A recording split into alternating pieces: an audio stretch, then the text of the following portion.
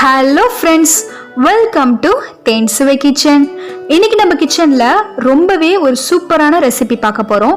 Malaysia, Saudi என எல்லா இடங்களிலும் ரொம்ப ஃபேமஸான எக் முர்த்தபாக் தான் பார்க்க போதும். இது வந்து நம்ம ஊரில் வந்து முர்த்தபான்னு சொல்லுவாங்க. ஸோ நம்ம வந்து வெஜிடபிள்ஸ், எக் எல்லாம் நம்ம ஸ்டஃப் பண்ணி நம்ம சூப்பராக ஒரு டிஃபன் மாதிரி செய்வோம். ஸோ வாங்க இதை இப்போ சூப்பராக எப்படி செய்யறதுன்னு பார்ப்போம். இந்த முர்த்தபா பார்த்தீங்கன்னா நீங்கள் வந்து நான்வெஜ், வெஜ் எல்லாமே சேர்த்து நீங்கள் செய்யலாம். நான் இன்றைக்கி பார்த்தீங்கன்னா முட்டை மற்றும் காய்கறிகள் சேர்த்து ஹெல்த்தியாக செஞ்சுருக்கேன். வாங்க இப்போ எப்படி செய்கிறதுன்னு பார்க்கலாம். ஸோ ஒரு பவுலில் பார்த்தீங்கன்னா 300 கிராம் மைதா சேர்த்துக்கிறேன். நீங்கள் வந்து இதுக்கு பதிலாக வந்து கோதுமை கூட சேர்த்துக்கலாம். பார்த்தீங்கன்னா நம்ம வந்து பராட்டா மாவு எப்படி பிணைவோமோ அந்த மாதிரி கரெக்டான பதத்தில் நம்ம ஃபஸ்ட்டு பிணைஞ்சு எடுத்துக்கணும். எனக்கு பார்த்தீங்கன்னா சரியாக ஒரு 1/2 டம்ளர் தண்ணி தேவைப்பட்டுச்சு. கூடவே ஒரு 3 டேபிள் ஸ்பூன் எண்ணெய் சேர்த்துக்கிட்டேன். நீங்கள் வந்து எண்ணெய் பதிலாக பட்டர் கூட நீங்கள் சேர்த்துக்கலாம். சேர்த்து நல்லா பராட்டா மாவு பிணைகிற மாதிரி நல்லா ஹார்டாக பிணைஞ்சு எடுத்துக்கோங்க. இப்போ பாருங்கள், ஒரு 10 நிமிஷத்தில் இந்த மாதிரி நல்லா எனக்கு வந்துருச்சு. இப்போவே நல்லா சாஃப்டாக இருக்குது பாருங்கள். நீங்கள் எந்த அளவுக்கு அழுத்தம் கொடுத்து பிணைகிறீங்க நல்லா சாஃப்டாக வரும். ஸோ இது மேலே பார்த்தீங்கன்னா ஃபுல்லாக கொஞ்சமாக ஆயில் கோட்டிங் கொடுத்துக்கோங்க. கோட்டிங் கொடுத்துட்டு அப்படியே இதை வந்து ஒரு 30 நிமிஷம் விட்டுருங்க. அப்படியே இருக்கட்டும். இப்போது இந்த சைடில் பார்த்தீங்கன்னா நம்ம வந்து ஸ்டஃபிங் ரெடி பண்ண ஆரம்பிச்சிடலாம். ஸோ இந்த மாதிரி ஒரு பேன் வச்சுக்கோங்க. இது கூட பார்த்தீங்கன்னா 1 கப் அளவுக்கு கேரட் சேர்த்துக்கிறேன்.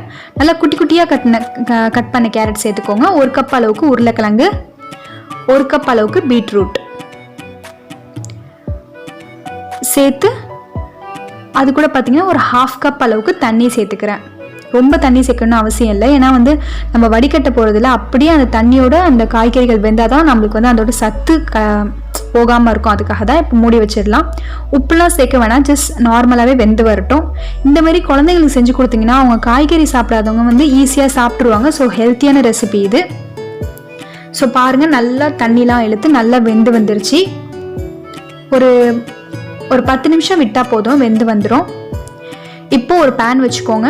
அதில் ஒரு 4 டேபிள் ஸ்பூன் எண்ணெய் சேர்த்துக்கிறேன். சன்ஃப்ளவர் ஆயில் தான் சேர்த்துருக்கேன். சேர்த்துட்டு 2 பெரிய வெங்காயம் நறுக்கி குட்டி குட்டியாக நறுக்கி இந்த மாதிரி சேர்த்துக்கோங்க. சேர்த்து அதை நல்லா வதக்கி விட்டுக்கலாம். நல்லா கிளாஸ் மாதிரி வர்ற அளவுக்கு நல்லா வதக்கி விட்டுக்கோங்க. கூடவே பார்த்தீங்கன்னா 1 டேபிள் ஸ்பூன் அளவுக்கு ஜீரகம், முழு ஜீரகம்,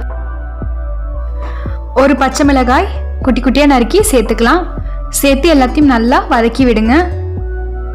இப்போ அது கூட தேவையான அளவு உப்பு சேர்த்துக்கோங்க. ஸோ சீக்கிரமாக நம்மளுக்கு வந்து வெங்காயம் வதங்கி வந்துடும், அதுக்காக தான். இப்போ இது கூட பார்த்தீங்கன்னா ஒரு 1 டேபிள் ஸ்பூன் அளவுக்கு இஞ்சி பூண்டு விழுது சேர்த்துக்கிறேன். அதிகமாக சேர்க்கணும்னு அவசியம் இல்லை, 1 டேபிள் ஸ்பூன் போதும். ஏன்னா நம்ம வந்து கறிகள் எதுவும் சேர்க்க போகிறதில்ல. ஸோ சேர்த்து நல்லா வதக்கி விட்டுருங்க. பச்சை வாசனை போகிற வரைக்கும் நல்லா வதக்கிக்கோங்க. இப்போது அது கூட பார்த்தீங்கன்னா 1/2 டீஸ்பூன் மஞ்சள், 1 டேபிள் ஸ்பூன் மிளகாய்த்தூள், 1 டீஸ்பூன் ஜீரகம், 1 டீஸ்பூன் மிளகு சேர்த்து நல்லா வதக்கி விட்டுருங்க. ஸோ உங்களுக்கு நல்லா காரம் வேணும்னா நீங்கள் வந்து இன்னும் கொஞ்சம் கூட மிளகாய்த்தூள் சேர்த்துக்கலாம், அது உங்கள் இஷ்டம்தான்.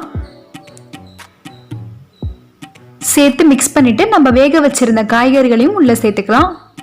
இந்த மாதிரி நீங்கள் குட்டி குட்டியாக நறுக்கி சேர்க்கும் போது நம்மளுக்கு வந்து சாப்பிடும் போது அதோட சேர்ந்து நல்லா பைண்டிங்காக சூப்பராக இருக்கும், அதுக்காக தான். இப்போ ஃபுல்லாக மிக்ஸ் பண்ணி விட்டுருங்க. இது வந்து நீங்கள் வந்து முர்த்தபாக் மட்டும்தான் நீங்கள் வந்து இந்த ஸ்டஃபிங் வைக்கணும்னு இல்லை. நீங்கள் நார்மலாக சப்பாத்திக்கு ஸ்டஃபிங், அது மட்டும் இல்லாமல் சமோசா எல்லாத்துக்குமே நீங்கள் இந்த மாதிரி ஸ்டஃபிங் வச்சிங்கன்னா நல்லா ஹெல்த்தியாக சூப்பராக டேஸ்ட்டாக இருக்கும். இப்போது இது கூட கொஞ்சமாக கொத்தமல்லி சேர்த்துக்கிறேன். சேர்த்துட்டு இன்றைக்கி பார்த்தீங்கன்னா ஒரு 2 முட்டை நான் கொத்தி வச்சுருக்கேன். நீங்கள் நார்மலாகவே கொத்தி வச்சு இதில் சேர்த்திங்கன்னா உங்களுக்கு வந்து நல்லா சூப்பராக இருக்கும், இதிலேயே நம்ம சேர்த்து கொத்துறதை விட. ஸோ கொத்தின முட்டையை இதில் சேர்த்து நல்லா மிக்ஸ் பண்ணிக்கோங்க.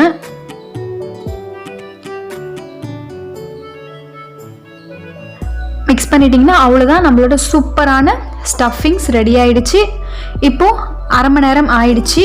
இந்த சைடு பார்த்தீங்கன்னா மாவு நல்லா சூப்பர் அண்ட் சாஃப்டாக நல்லா உப்பி இருக்குது பாருங்கள். இப்போது இதை வந்து நார்மலாக நம்ம வந்து உருண்டை போட்டு எடுத்துக்கலாம். பாருங்கள், இந்த மாதிரி கொஞ்சம் கூட கிராக் இல்லாமல் நல்லா நம்மளுக்கு வந்து ஸ்மூத்தாக இருக்கணும், அந்த மாதிரி உருண்டை போட்டுக்கோங்க. ஒரு நார்மல் சைஸ் உருண்டை தான் இது. முர்த்தபாக்கு தேவையான அளவு. இப்போது இதை மாதிரி எல்லா உருண்டையும் போட்டுக்கோங்க. எனக்கு பார்த்தீங்கன்னா ஒரு 6 உருண்டை வந்துச்சு. இப்போ நம்ம ஷீட் செய்ய ஆரம்பிச்சிடலாம். இந்த சைட் பார்த்தீங்கன்னா ஒரு முட்டை வந்து நான் வந்து எடுத்து கலக்கி வச்சுருக்கேன். ஸோ இதை நம்ம கொஞ்சம் கொஞ்சமாக இந்த மாவை வளர்த்துக்கலாம். உங்களுக்கு பத்தலைன்னா நீங்கள் இன்னும் கொஞ்சம் வந்து ஆயில் சேர்த்துக்கலாம். சேர்த்து நல்லா இந்த மாதிரி ஷீட்டை வளர்த்துக்கோங்க. ரொம்ப மெல்லிசாவும் வளர்க்காதீங்க. ஸோ நடுவில் பார்த்தீங்கன்னா நம்ம முட்டை சேர்த்துக்கலாம். முட்டை சேர்க்கும் போது நல்லா நம்மளுக்கு வந்து முர்த்தபா நல்லா சாஃப்டாக வரும் உள்ள முட்டை சேர்த்திங்கன்னா. அதுக்காக தான். இப்போ நம்ம வச்சுருந்த ஸ்டஃபிங் உள்ளே சேர்த்துக்கலாம். ரொம்ப சீக்கிரம்னு அவசியம் இல்லை, கொஞ்சோன்னு சேர்த்துக்கோங்க போதும். சேர்த்து பார்த்து இந்த மாதிரி ஃபோல்டு பண்ணிக்கோங்க. ஸ்டஃபிங் நிறையா சேர்த்திங்கன்னா நம்மளுக்கு வந்து வராது ஒழுங்காக. ஸோ நார்மலாக கொஞ்சமாக சேர்த்துக்கோங்க. இந்த மாதிரி ப்ரெஸ் கொடுத்துக்கோங்க. அவ்வளோதான், நம்மளோட சூப்பரான முர்த்தபா பேஸ் ரெடி ஆயிடுச்சு. இப்போ நம்ம வந்து ஒரு டவாவில் சேர்த்து நல்லா நம்ம வந்து டோஸ்ட் பண்ணி எடுத்துக்கலாம். இப்போது ஒரு டவா வச்சுக்கோங்க. அதில் கொஞ்சமாக ஆயில் க்ரீஸ் பண்ணிக்கோங்க.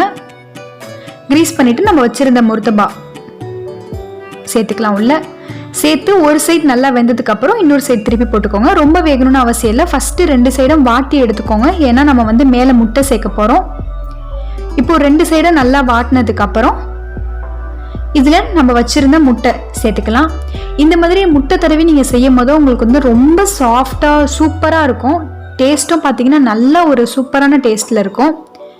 இப்போது 1 சைடு நல்லா முட்டை அப்ளை பண்ணிவிட்டு அதே மாதிரி இன்னொரு சைடு அப்ளை பண்ணிக்கோங்க.